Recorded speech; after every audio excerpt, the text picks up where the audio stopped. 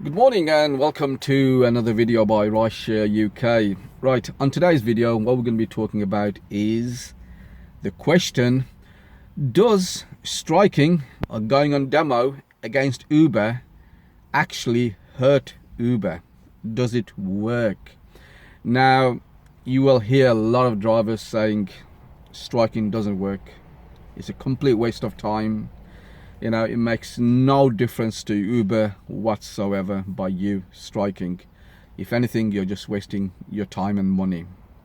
And on this video, I'll try and explain how it actually does work. And, so let's start by why it actually does work.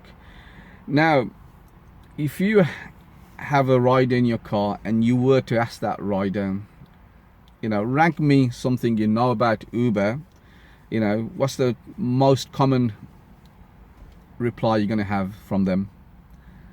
The most common obviously is going to be cheap. Uber's very cheap. And here's a fascinating one. In that list, probably in the top five, they will say, we also know Uber doesn't treat you right. They treat you badly. And obviously there's other things like the speed of service, the availability of cars, and all them sort of things.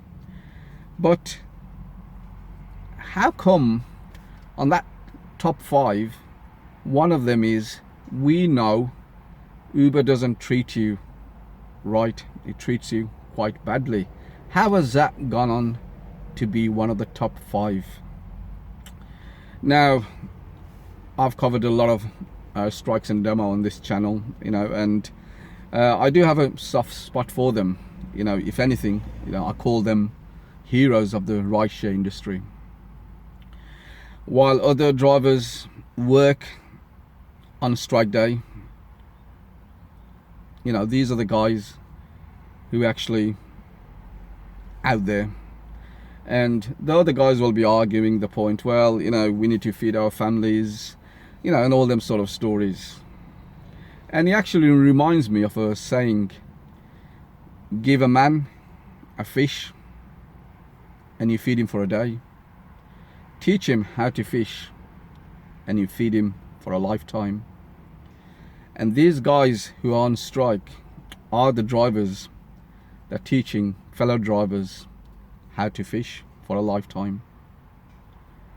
Now, in Birmingham, Ola is making massive waves. And if you were also to ask these Ola passengers, will you be using Ola after the promotion period? Because Olas are doing a lot of promotion. They are making proper waves. And something, their reply is normally yes. And one of the reasoning behind it is because they say, because we know how Uber treats you guys. And obviously, you have to provide the service and you have to provide the fare structure as Uber as well. But these guys are actually mentioning that they will do it provided everything was in order, the same standard. So, but the question I'm asking over and over again is, how have they arrived at this statement? We know how Uber treats you drivers. Is it through drivers working on strike day? Of course not. It's by a very few who make a giant stance. It's by riders, passengers viewing that there's drivers out there in front of green light hubs and everything who are shouting, who are holding boards. They read it on the newspapers and they view that on TV. And it works. You look at the Uber, obviously you all know that they're gone public now. In the IPO, the prospectus actually mentions about these strikes.